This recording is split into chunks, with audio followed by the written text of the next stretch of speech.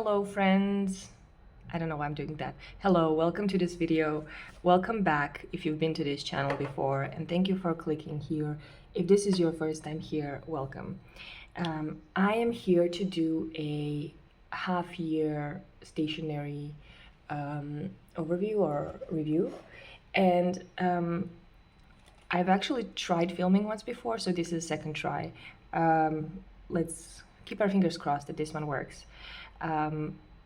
Yes, so I started and wanted to start with reviewing this Hobonichi. I tested this paper in an earlier video because the paper this year has changed for Hobonichi weeks as well. It's different type of Tomoe River paper, and I did some preliminary ink testing, but then now I've been using it for half a year and I thought we could revisit it. The first thing that you can see right away that there's a lot of ghosting and a little bit of bleed through. So when I did this initial testing, I said my batch of paper is probably okay. I still think that, but it definitely did end up after a while bleeding through a little bit. So I hit it with this sticker. But what did happen eventually when I started using it through the weeks is that some of the most juicier inks have been shadowing a lot and leaving a lot of bleed through. I can't find one right now, but some of the pages it's very visible how when I would open a new week there would be a lot of shadowing from a week before. I'm not sure how much you can see it here, maybe a little bit, but there were definitely some cases where it wasn't really appealing. So I moved away from using this summer purple Kaweco ink in cartridge in my Hobonichi weeks, which is a souvenir that I got in London from my sister when we met Shauna. So I really like that in my pen.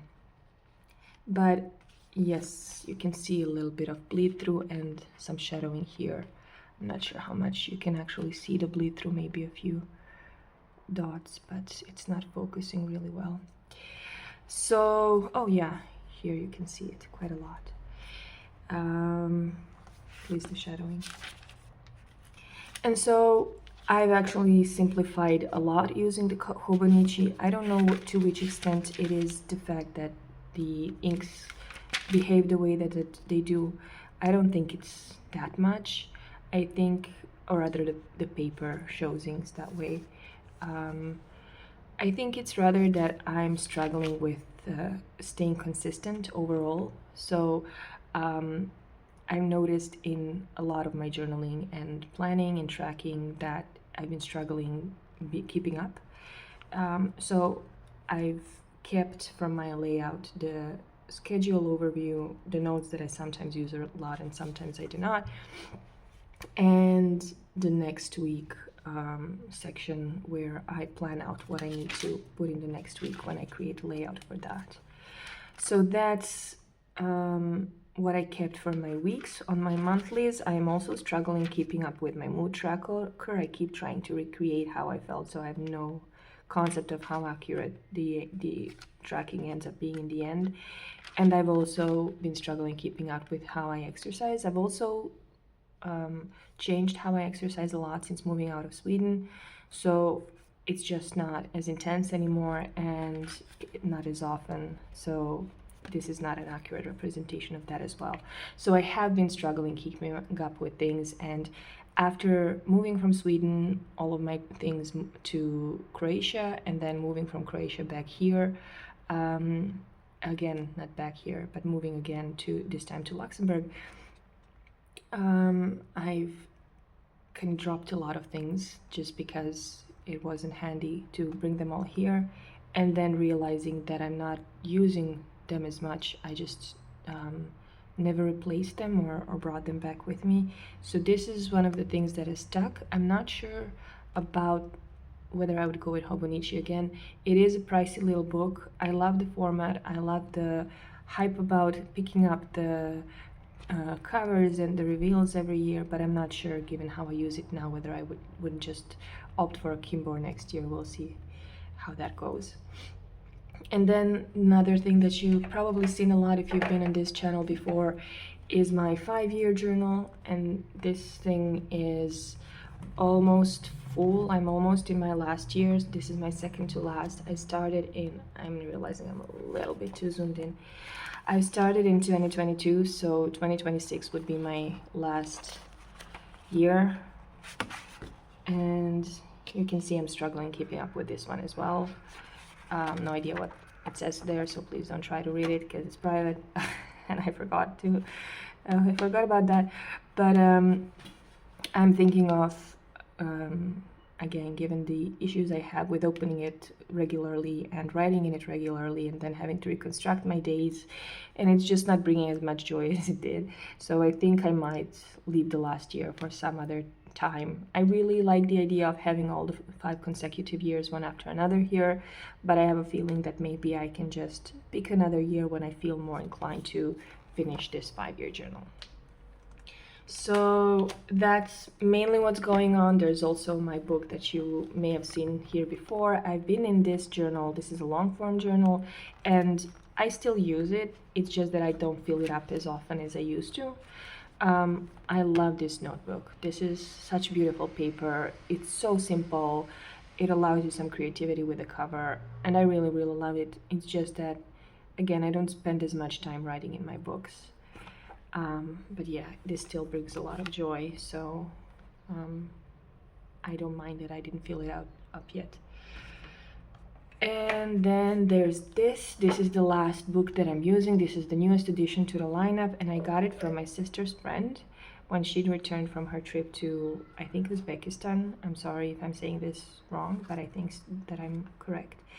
And this is a handcrafted paper notebook that she brought me as a souvenir, and that I'm now using as a junk journal. So because I've been traveling much more this year, Luxembourg is really well positioned geographically, so I just started collecting a lot of things. This is from my trip to Belgium. This is from Tartu in Estonia.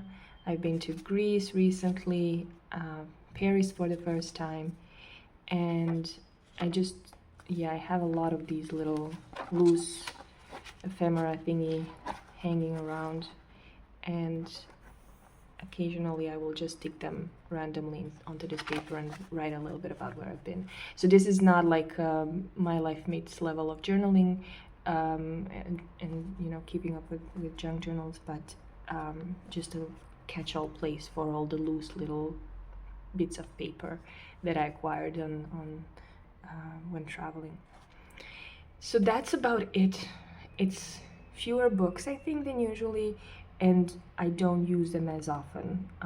This one is always with me because I use it for work, and I think that's about, yeah. I before I finish, I just wanted to say, some of the people from Simone's Discord heard me say that I lost this little pen, and I'm so happy to say that I managed to find it. Turns out it was not lost in Estonia, it was lost in a bag that I forgot I had with me in Estonia, so I found it in my bag after grieving for a while. So that's really good news. I do still mostly use this little pen. This is my Kaweco Brass Supra, and I bought a cartridge thanks to Shona, who told me I can just buy a standard cartridge.